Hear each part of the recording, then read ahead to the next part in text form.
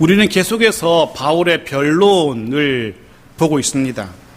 이성을 잃고, 한때 이성을 잃고 자신을 죽이려 했던 그들, 유대인들 앞에서 차분하게 자신을 하나씩 변론하는 바울의 모습을 우리는 보고 있습니다. 가장 먼저 바울은 자신이 유대인 중에 유대인, 히브리인 중에 히브리인이라는 사실을 변론했었죠.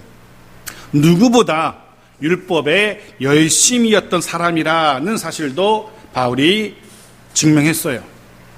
그리고 그랬던 그가, 율법에 열심이었던 그가 왜 주의 복음에 빠져서, 왜 주의 복음에 열심인 사람으로 변했는지 그 과정도, 즉 다메섹의 회심 사건을 통해서 그 과정도 설명했습니다. 오늘 본문에서 바울이 한 걸음 더 나가서 왜 자신이 이방인으로 향할 수밖에 없었는지, 왜 이방인에게 주의 복음을 전할 수밖에 없었는지를 변론합니다. 본문을 보겠습니다. 14절입니다. 같이 읽죠. 시작. 그가 또 이르되 우리 조상들의 하나님이 너를 택하여 너로 하여금 자기 뜻을 알게 하시며 그 의인을 보게 하시고 그 입에서 나오는 음성을 듣게 하셨으니, 그가 이르되, 이 그는 바울이 아닙니다. 이 본문에서 그는 바울에게 이야기를 들려주고 있는 아나니아입니다. 아나니아가 바울에게 들려준 이야기 부분입니다. 지난 시간에 본 것처럼 율법에 따라 경건한 아나니아, 유대인들에게 존경받던 아나니아의 입을 통해서, 그의 말을 통해서 바울이, 하나님께서 바울을 택하셨다라고 바울이 자신을 그렇게 변론하고 있는 겁니다. 이런 거죠. 다른 사람도 아닌 아나니아의 말이니까 하나님이 바울을 선택하셨다는 그의 말이 그 누구도 부인할 수 없는 사실, 참이라고 지금 이야기하는 겁니다. 게다가 그 이야기를 전하면서 바울은 자신을 택한 그 하나님을 이렇게 표현하고 있어요. 우리 조상들의 하나님이라고. 우리 조상들의 하나님, 이 표현은 완전히 100% 유대적인 표현이에요. 즉 아브라함과 이삭과 야곱의 하나님, 이런 의미의 유대적인 표현인 겁니다. 자신을 택한 하나님이 다른 이방신의 하나님, 이방신이 아니라 유대인들이 조상 대대로 섬겨오던, 그리고 지금도 유대인들이 여전히 섬기고 있는 그 하나님, 그 신, 그 여호와라는 사실을 바울이 지금 강변하고 있는 겁니다. 바로 그 하나님이 바울 자신을 택하신 거랍니다. 그리고 택하신 이유도 설명하고 있어요. 보십시오. 바울을 택하신 이유가 무엇입니까? 첫 번째는 자기 뜻, 곧 하나님의 뜻을 알게 하시려고 라고 이야기해요. 두 번째는 의인을 보게 하시려고 택하셨답니다. 여기서 의인이라는 표현 역시 유대적인 표현인데요. 하나님의 아들 메시아를 의미하는 유대문학적인 표현이에요. 유대인들은 그래서 의인, 그러면 누군지 다 알아요. 아, 메시아, 하나님의 아들. 즉 그를 보게 하시려고 바울을 택하셨다. 그리고 마지막 하나는 그분 의인의 음성을 듣게 하시려고 택하셨다라고 설명합니다. 물론 여기서 말하는 듣다라는 표현은 그냥 듣는 것을, 즉 듣기만 하는 것을 의미하는 그런 표현이 아니에요. 듣고 그리고 순종하는 것까지를 포함하는 그런 의미의 표현이에요. 예를 들면 이런 겁니다. 누가복음 11장 28절 보십시오. 같이 읽죠. 시작. 예수께서 이르시되 오히려 하나님의 말씀을 듣고 지키는 자가 복이 있느니라 하시니라. 듣고 지키는 자. 성경이 말하는 들음은 그냥 듣고 마는 것이 아니라 듣고 지키는 것까지를 포함하는 겁니다. 이게 참된 들음입니다. 또한 성경은 그런 자가 어떻다고요? 복이 있다라고 분명히 기록하고 있습니다. 듣고 지키는 자. 듣기만 하는 자가 아니라 듣고 지키기까지 하는 자, 참된 들음의 사람, 이들에게 하나님의 복이 약속되는 겁니다. 해서 오늘 선포되는 주의 이 말씀도 듣고 지키는, 그리고 그를 통해서 우리도 복을 누릴 수 있게, 복을 한껏 누릴 수 있게 되기를 간절히 소원합니다. 자, 정리하자면 하나님의 뜻을 깨닫고 그 하나님의 아들이 누구신지 알게 하시고 그 아들의 말씀을 듣고 순종하게 하시려고 바울을 택하셨다는 겁니다. 이게 하나님께서 바울을 택하신 이유였고, 그리고 오늘날 우리를, 저와 여러분을 택하신 이유이기도 합니다. 그리고 바울을 한 걸음 더 나가서 바울 자신으로 하여금 하나님의 뜻을 알게 하신 이유, 메시아 곧 예수 그리스도를 보게 하신 이유, 그분의 음성을 듣고 순종하게 하신 이유, 또 다른 이유도 설명하고 있어요. 밝히고 있어요. 15절 말씀 보십시오. 같이 읽죠. 시작. 내가 그를 위하여 모든 사람 앞에서 내가 보고 들은 것의 증인이 되리라. 무엇입니까? 증인이 되리라. 증인 삼기 위함입니다. 그렇습니다. 결국 바울을 택하신 이유는 하나님의 뜻을 알게 하시고 하나님의 아들이 누군지 깨닫게 하시고 그 아들의 이야기를 듣고 순종하게 하신 이유는 바로 증인 되게 하시려고, 바로 이것이었습니다. 그리고 오늘 본문은 하나님이 원하셨던 증인이 어떤 증인인지도 기록하고 있어요. 15절은 이 짧은 한 구절 안에 어떤 증인을 하나님이 기대하시는지 밝히고 있어요. 세 가지로 이야기하죠. 첫 번째는 그를 위하여, 그 예수 그리스도를 위한 증인을 하나님은 기대하십니다. 또 모든 사람 앞에서, 유대인뿐 아니라 바울이 만나게 될 모든 사람, 즉 이방인 앞에도 서서 증언해야 되는 증인을 하나님은 기대하고 계신다는 겁니다. 마지막으로 보고 들은, 즉 증인은 보고 들어야 한다는 겁니다. 이런 증인을 하나님은 기대하고 계십니다. 가장 중요한 것, 그 중에 가장 중요한 것, 예수 그리스도를 위한 증인이라는 거죠. 예수의 증인이라는 겁니다. 즉 바울 자신이 아니라, 자신을 드러내는 자가 아니라 예수를 드러내는 자 되게 하시려고 바울을 택하신 겁니다. 사실 인간적으로 생각하면 바울이라는 사람은 얼마든지 자신을 드러내고 자신의 것을 자랑할 만한 것들 참 많은 사람이었어요. 그의 출신도 자랑할 만합니다. 그가 나온 대학이라든가 그가 쓴 논문이라든가 이런 학벌도 그는 분명히 자랑할 만하죠. 당시 최고의 학벌 가말리엘의 문화에서 그가 자랐으니까요. 그의 경력도 자랑할 만합니다. 대제사장들, 장로들의 신임을 받아서 위임장도 받아가지고 일을 했던 경력도 너무도 훌륭한 그런 사람입니다. 자랑할 게 많아요. 하지만 바울은 분명히 밝힙니다.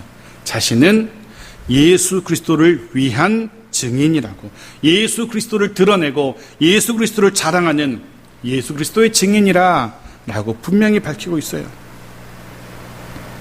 사실 사도행전, 우리가 지금 계속해서 묵상하고 있는 이 사도행전은 성령의 일하심을 기록한 기록이면서 동시에 그 성령으로 충만한 예수의 증인들의 사역의 기록이라고도 할 수 있습니다. 사도행전 1장 8절 말씀 보십시오. 기억하십니까? 같이 읽죠. 시작. 오직 성령이 너희에게 임하시면 너희가 권능을 받고 예루살렘과 온 유대와 사마리아와 땅끝까지 이르러 내 증인이 되리라 하시니라. 아멘. 그렇습니다. 사도행전은 이 증인들의 행적을 기록하고 있는 성경입니다. 예루살렘뿐 아니라 유대와 사마리아 그리고 땅끝까지 걸어갔던 증인들의 발걸음을 기록하고 있는 성경이 사도행전이에요. 사도 바울 역시 자신도 그와 같은 예수의 증인이라고 지금 고백하고 있는 겁니다. 예수를 위한 증인. 이것뿐만 아니라 바울은 자신의 편지 곳곳에서 이 사실을 강조하고 있어요. 예를 들면 고린도전서 10장 31절 같이 읽죠. 시작. 그런즉 너희가 먹든지 마시든지 무엇을 하든지 하나님의 영광을 위하여 하라. 지난 월요일 날의 묵상 본문이었어요. 기억하십니까? 무엇을 하든지 무엇을 위하여? 하나님의 영광을 위하여. 나의 유익, 나의 평안 이것이 아니라 하나님의 영광을 위하여, 하나님을 위하여, 그의 이름의 영광을 위하여, 그의 나라를 위하여. 왜 그렇게 해야 된다고요? 증인이기 때문에. 우리는 증인이기 때문에 그래요. 사랑하는 성도 여러분, 바로 저와 여러분이 예수 그리스도를 드러내야 하고 예수 그리스도만을 자랑해야 하는 예수 그리스도의 증인이라는 사실을 잊지 마십시오. 그런데 더불어서 그렇게 예수를 드러내고 예수를 자랑하려면 그보다 앞서서 선행되어야 될 게 있어요. 바로 보고 들어야 된다는 겁니다. 보고 들어야 돼요. 세번역 성경은 그 부분을 이렇게 번역해요. 보고 들은 것을 증언하는 증인, 이렇게 번역해요. 보고 들은 것을 증언하는 증인. 그렇습니다. 증인은 보아야 되고 들어야 돼요. 내 생각을 이야기하는 것이 아니라, 내 판단을 이야기하는 것이 아니라, 자신의 가치관을 들려주는 것이 아니라 보고 들은 것, 그것을 이야기해야 된다는 겁니다. 해서 가장 먼저는 예수 그리스도에 대한 것들, 그의 말씀 열심으로 보고 들어야 돼요. 그래야, 내가 보고 들어야 내 가족들에게, 친구들에게 증언할 수 있게 되는 겁니다. 그래서 오늘도 선포되는 주의 말씀 열심으로 귀 기울여 듣는 우리 모두이길 바랍니다. 말씀을 귀 기울여 잘 듣고 보고 그것 가지고 나아가서 또 한 주간 그 말씀대로 살며 이웃들에게 전할 수 있는 그런 증인 되어야 될 겁니다. 마지막 한 가지 증인은 모든 사람 앞에 서야 되는 증인인데요. 그건 조금 이따 다시 보도록 하겠고요. 16절을 보겠습니다. 16절 같이 읽죠. 시작. 이제는 왜 주저하느냐? 일어나 주의 이름을 불러 세례를 받고 너의 죄를 씻으라 하더라. 아나니아를 통해서 바울이 세례를 받게 됩니다. 주의 이름으로 세례를 받았답니다. 세례는 아시는 것처럼 죄 씻음의 증표이며 동시에 이전의 삶은 정리하고 청산하고 새로운 삶을 살겠다는 신앙의 고백이기도 합니다. 바울은 예수의 이름으로 받은 이 세례를 통하여 이전까지 살아오던 삶을, 즉 예수의 도를 핍박하던 삶을 정리하고 그걸 청산하고 새로운 삶, 이제는 예수의 증인의 삶, 예수를 밝히 드러내는 증인의 삶을 살게 되었음을 변론하고 있어요. 그리고 17절 이렇게 기록됩니다. 같이 읽죠. 시작. 후에 내가 예루살렘으로 돌아와서 성전에서 기도할 때에 황홀한 중에, 후에 아주 짧게 표현되어 있지만 실제로 이 기간은 세례받고 예루살렘으로 돌아온 이 기간은 무려 3년이라는 시간이 흐른 뒤입니다. 아나니아를 통해서 세례를 받고 새로운 삶을 살게 되었어요. 그로부터 3년이 지난 시간 어느 때에 바울이 예루살렘에 도착하는 겁니다. 아시는 것처럼 바울은 다메섹에서 주를 만난 다음에 다메섹으로 가는 길에 주를 만난 이후에 곧장 예루살렘으로 오지 않고요, 아라비아로 가서 거기서 3년 정도를 머물게 돼요. 갈라디아 1장 17절은 그 사실을 잘 기록하고 있어요. 읽어볼까요? 17절 18절 7절 시작. 또 나보다 먼저 사도된 자들을 만나려고 예루살렘으로 가지 아니하고 아라비아로 갔다가 다시 다메섹으로 돌아갔노라. 그 후 3년 만에 내가 게바를 방문하려고 예루살렘에 올라가서 그와 함께 15일을 머무는 동안, 이렇게 3년 만에 새 삶을 살게 된 이후 막바로 예루살렘으로 돌아오지 않고 3년이라는 시간이 지났던 거예요. 3년 만에 예루살렘으로 돌아옵니다. 그가 늘 살던 곳이죠. 그가 공부하던 곳이고 그가 생활하던 곳 예루살렘으로 돌아옵니다. 그런데 그렇게 3년 만에 예루살렘에 돌아온 바울은 이전에 친구들이 알던, 이전에 유대인들이 알던 그 바울이 아니지요. 그 옛날 그 3년 전에 율법에 그 누구보다 열심히 했던 그 바울이 아니라 이제는 복음의 열심인 자로, 이제는 예수의 증인인 바울로 변화된 모습으로 예루살렘에 나타난 거예요. 하지만 늘 하던 대로 바울은 성전에 올라가서 기도합니다. 그런데 기도하던 어느 날 환상을 그가 보게 됩니다. 본문에 황홀한 중에라고 표현되는데 이 표현은 신의 간섭, 신의 인재, 신과의 만남을 의미하는 표현입니다.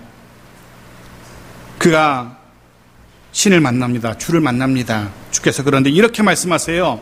말씀의 내용이 이겁니다. 18절 말씀 보십시오. 같이 읽죠. 시작. 봄에 주께서 내게 말씀하시되 속히 예루살렘에서 나가라. 그들은 내가 내게 대하여 증언하는 말을 듣지 아니하리라 하시거늘.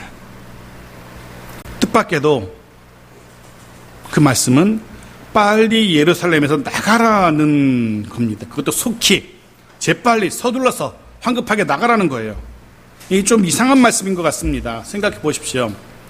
새로운 삶을 살게 된 바울이고 예수의 증인으로 변한 바울입니다. 그 예수의 증인으로 지금 예루살렘에 도착했습니다. 예루살렘이 어떤 곳입니까? 유대 사회의 중심지입니다. 유대인 중에 유대인이라 자부하던 사람들이 다 모여 있는 곳입니다. 분명 이곳에서, 유대의 핵심인 곳에서 핵심인 사람들에게 예수의 증인으로 증언하고 싶은 바울일 겁니다. 바울이 해야 할 일이 참 많아 보이는 그런 곳입니다. 서둘러서 친구들을 만나고 서둘러서 아는 사람들 만나서 증언을 해야 될 것 같은데, 그런데 뜻밖에도 주님께서는 그러지 말고 속히 나가라는 겁니다. 예루살렘에서. 이유가 또 무엇입니까? 이유도 주님이 들려주세요. 말씀해 주세요. 유대인들이 너의 증언 듣지 않을 거니까 증언할 필요도 없어. 빨리 서둘러서 나가. 이렇게 말씀하시는 거예요. 그런데 바울의 생각은 조금 달랐어요. 이때만 해도 아직까지 혈기가 왕성한 바울이거든요. 바울이 뭐라고 대답하는지 보십시오. 19절 20절 같이 읽죠. 시작. 내가 말하기를 주님, 내가 주를 믿는 사람들을 가두고 또 각 회당에서 때리고 또 주의 증인 스데반이 피를 흘릴 때에 내가 곁에 서서 찬성하고 그 죽이는 사람들의 옷을 지킨 줄 그들도 아나이다. 이게 무슨 말일까요? 서둘러 떠나라. 바울아, 너 여기 살 일이 없어. 빨리 떠나. 아무도 너의 말 듣지 않을 거야. 그런데 바울이 이렇게 대답하고 있는 거예요.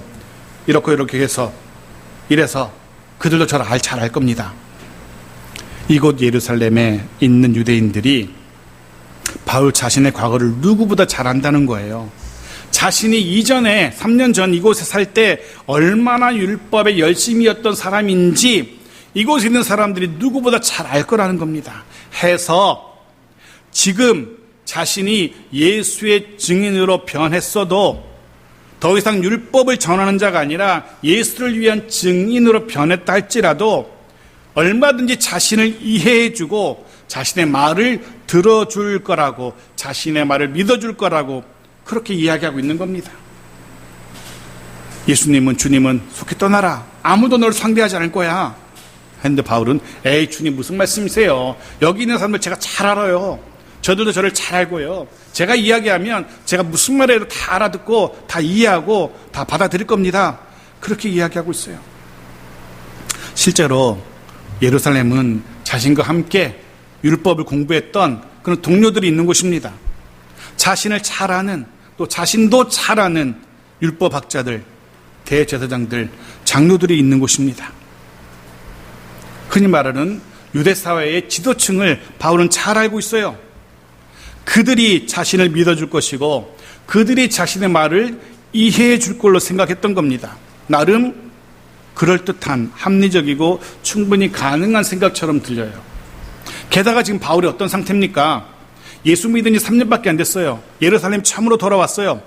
그 어느 때보다도 뜨거운 심장으로 불타오르고 있는 겁니다. 예수의 복음을 전해야겠다는 그 뜨거운 열정, 그 어느 때보다 뜨거운 열정으로 무장한 그런 상태예요. 입이 얼마나 근질근질하겠어요. 이전보다 훨씬 더 큰 열심으로, 율법의 열심인 것과 비교도 안 되게 예수의 복음의 열심인 자로 지금 이곳에 왔는데 입도 뻥끗 못하고 지금 나가라고 하시는데 그럴 수 없는 겁니다. 이 뜨거운 심장으로 복음을 전해야겠는데 바울의 생각은 그래서 그럴 수 없습니다. 제가 여기 사겠습니다라고 말하고 있는 거예요. 그런데 우리는 이미 보았어요. 사도행전 9장에서 그런 바울의 자신감이, 판단이 잘못되었다는 사실, 틀렸다는 사실을 보았죠. 이런 겁니다. 9장 29절 30절 같이 읽어보겠죠. 시작. 또 주 예수의 이름으로 담대히 말하고 헬라파 유대인들과 함께 말하며 변론하니 그 사람들이 죽이려고 힘쓰거늘 형제들이 알고 가이사랴로 데리고 내려가서 다소로 보내니라. 죽이려고 힘쓰거늘. 예수님께서 말씀하신 대로 듣지 않고 열심히 복음을 전하기 시작합니다. 자기 생각대로, 자기 열정 가지고. 그런데 반응이 무엇입니까? 죽이려고 힘쓰거늘. 주님의 말씀이 맞았습니다. 옳았습니다. 바울의 생각이, 바울의 판단이 틀렸던 겁니다. 예루살렘에서 주님 말 듣지 않고 자기 멋대로 하다가 죽을 고비를 넘기면서 자신의 생각이 틀렸다는 것을 뼈저리게 깨닫게 되죠. 본문을 보면서, 이 본문의 바울을 묵상하면서 이 본문이 생각났어요. 예루살렘 42장 6절 말씀인데요. 같이 읽어볼까요? 시작. 우리가 당신을 우리 하나님 여호와께 보냄은 그의 목소리가 우리에게 좋든지 좋지 않든지를 막론하고 순종하려 함이라. 우리가 우리 하나님 여호와의 목소리를 순종하면 우리에게 복이 있으리라 하니라. 아멘. 주의 말씀이 내 생각과 달라도, 그 말씀이 내 마음에 들든지 그렇지 않든지 그 말씀에 순종하겠다는 백성들의 고백입니다. 그리고 그러면 내게 복이 있을 것이야 라고 고백하는 하나님의 자녀들의 이 고백을 우리가 지금 읽고 있습니다. 바라기는 이런 고백이 우리의 고백이어야 합니다. 예레미야 선지의 말처럼 우리도 내 생각과 달라도, 내 마음에 들지 않아도, 이해되지 않아도, 납득되지 않아도 주의 말씀에 순종하는, 그리고 그 순종으로 인해서 주의 복을 누리게 되는 우리 모두이기를 주의 이름으로 축복합니다. 마지막 21절입니다. 같이 읽죠. 시작. 나더러 또 이르시되 떠나가라. 내가 너를 멀리 이방인에게로 보내리라 하셨느니라. 거듭 주께서 자신에게 떠나라고 말씀하셨고, 동시에 단지 지역 예루살렘만 벗어나는 것이 아니라 멀리 이방인에게로 보내셨다라고 고백해요. 즉 바울 자신이 이방 지역에서 이방인들에게 복음을 전하게 된 것이, 즉 모든 사람 앞에서 증인으로 서게 된 이유가 자신의 희망사항이 아니었다는 거죠. 자신의 계획이 아니었다는 거죠. 오직 하나님의 아들이신 예수 그리스도께서 자신을 그렇게 보내셨기 때문에 자신은 그곳에 가서 그들 앞에서 예수의 증인으로 섰다라고 고백합니다. 그런데 이제 또 다음 주에 보겠지만 바로 바울이 이 말을 하자마자 유대인들이 흥분하기 시작해요. 열을 받기 시작합니다. 바울의 이 말이, 주께서 하나님의 아들이신 그분이 나를 이방인에게 보냈다라는 말을 하자마자 난리가 난 겁니다. 유대인들이 돌을 집어 던지고 옷을 집어 던지고, 다음 주에 보겠지만 난리가 난 겁니다. 왜? 하나님의 아들이신 그분이 자신을 이방인에게 보냈다는 이 말이 왜 유대인들을 그토록 자극하게 되었을까? 왜냐하면 바울의 이 표현은, 즉 하나님이 자신을 이방인에게 보내셨다는 이 말은 하나님이 자신을 유대인뿐 아니라 이방인도 인정하셨다는 것을 전제로 하기 때문에 그래요. 유대인뿐 아니라 이방인도 하나님의 백성의 대상이 된다는 그런 의미이기 때문에 유대인들이 열을 받고 있는 겁니다. 바울의 이 말은 유대인이나 이방인이나 동일한 하나님의 백성이라는 것을 전제로 하기 때문에 그래요.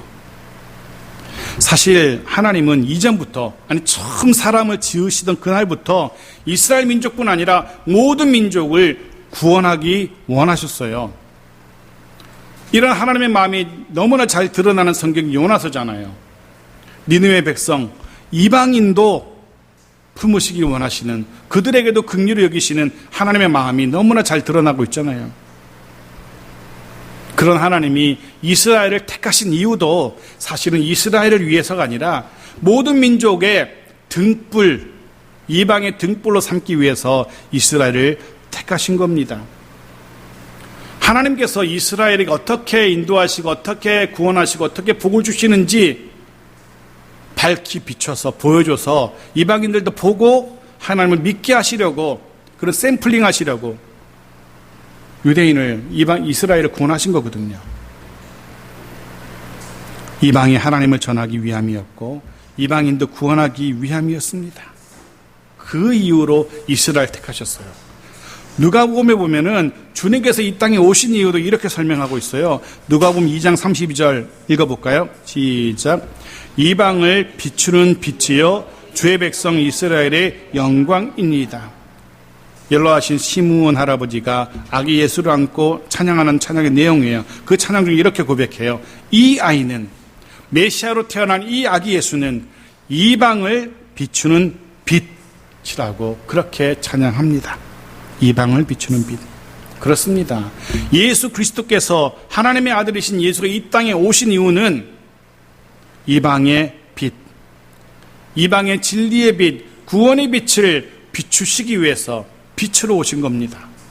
그리고 이후에 이 땅에 남겨진 주의 제자들, 사도들 역시 바로 이 사명, 이방의 진리의 빛을, 구원의 빛을 비추는 작은, 저마다의 작은 빛, 제 사명을 위해서 자신들의 길을 걸었던 제자들입니다. 바울은 지금 자신도 이방을 비추는 작은 빛의 사명을 이어가고 있다라고 고백하고 있는 겁니다. 그런데 유대인들의 생각은 달랐죠. 그들은 하나님의 생각과도 달랐어요. 자신들만이 택함받은 민족이고 자신들만이 하나님의 백성이라고 믿었어요. 심지어 당시 랍비들은 어떻게 가르쳤냐면 하나님께서 이스라엘 민족이 아닌 다른 민족을, 즉 이방인을 만드신 이유는 지옥의 땔감으로 쓰시려고 만들었다라고까지 가르쳤다라고 합니다. 이방인은 그저 지옥에 보내서 땔감으로 쓰시려고 만들었다는 거예요. 자신들만 구원하고. 유대인들의 대단한 착각이었죠. 심지어 성경은 그렇게 생각하는 이들에게 이렇게 경고하세요. 에스겔 15장 6절을 읽겠습니다. 시작. 그러므로 주 예수께서 이같이 말씀하셨느니라. 내가 숲을 가운데 있는 포도나무를 불에 던질 땔감이 되게 한 것 같이 내가 예루살렘 주민도 그같이 할지라. 생각해 보십시오. 이방인을 지옥의 땔감으로 만드셨다고 생각하는 유대인들에게, 예루살렘 주민들에게 너희도, 예루살렘 주민아 너희도 그처럼 땔감이 될 수 있어 라고 하나님이 경고하시는 겁니다. 이스라엘일지라도 불순종하면은 너희도 마치 포도나무를 불에 던질 땔감으로 쓰는 것처럼 너희도 땔감 되게 하시겠다라고 경고하고 있습니다. 그런데도 여전히 완악한 유대인들은 하나님의 뜻에 불순종합니다. 여전히 자신들만이 하나님의 백성이고 여전히 자신들만 하나님의 복을 누려야 된다라고 고집해요. 그런 유대인들에게 바울이 그렇지 않다라고 정면으로 지금 맞서고 있는 겁니다. 하나님이 자신을 택하고 자신을 이방인에게 보내셨다. 하나님은 이방인도 사랑하시고 그들도 구원하기 원하셨다라고, 그래서 자신을 보내셨다라고 말하고 있고, 이 말에 유대인들이 흥분하기 시작한 겁니다. 그 뒷얘기는 다음 주 이어서 보고요. 오늘 말씀 여기서 정리합니다. 먼저 오늘 본문은 주께서 왜 저와 여러분을 백성 삼으셨는지 다시 한번 기억하라 라고 권면합니다. 그리고 오늘 본문은 저와 여러분을 향해 주의 말씀을 듣고 그 말씀에 순종해야 한다라고 또한 권면하고 있습니다. 그래야 예수의 증인다운 삶을 살 수 있을 것이라 라고 말씀합니다. 기억하십시오. 오늘 우리를 향해서 너희도 증인이다 라고 말씀하시는 이 주의 음성을 들을 수 있기를 바랍니다. 이것이 오늘날 저와 여러분을 백성 삼으신 이유입니다. 택하신 이유입니다. 불신자들에게 이 세상을 향하여서 예수의 빛을 비추게 하시려고 저와 여러분을 택하시고 부르셨다는 사실, 우리 모두는 예수 그리스도를 밝히 드러내야 하는 작은 빛이라는 사실, 증인이라는 사실을 잊지 마십시오. 이 말씀에 순종하여 또 한 주간 정말 그럴듯한 예수의 증인다운 삶을 살아가는 우리 모두이어야 합니다. 늘 고민하십시오.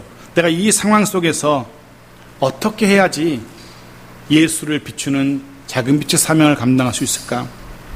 내 말, 내 행동, 내 표정, 내 삶에서 어떻게 예수를 비추는 작은 빛으로 제대로 불타오를 수 있을까? 늘 고민해야 됩니다. 마치 여기도 여러 전등들이 있지만 여러 모양의 전등들이 저마다 빛을 내듯이 저마다 다른 삶을 살아가고 있는 우리들 모두이지만 저마다 다른 빛을 내겠지만 분명한 사실은, 동일한 사실은 저마다 다 예수 그리스도를 비추는 빛이라는 사실입니다.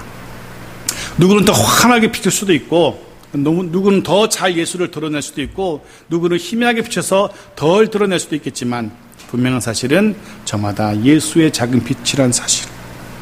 혹 먼지로, 혹 이물질이 잔뜩 묻어 있어서 도무지 빛이 드러나지 않는다면 먼저 닦아내야 합니다.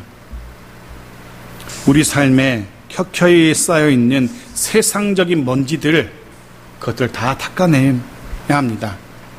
그럴 때 분명하고도 선명한 밝은 진리의 빛을 발하는, 해서 예수 그리스도를 선명하게 드러낼 수 있는 그런 빛들이 될 겁니다. 그럴 수 있기를 간절히 소원합니다. 또 한 가지는 우리만 주의 은혜와 복을 누려야 한다는 그런 좁은 생각에서 벗어나야 될 겁니다.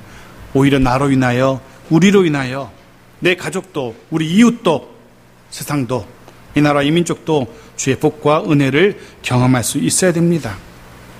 그렇게 주의 복과 은혜를 전하는 예수의 증인들로, 예수 그리스도를 비추는 작은 빛으로 살아가는 우리 모두이길, 우리 모두의 또 한 주간이기를 주의 이름으로 축복합니다. 아멘.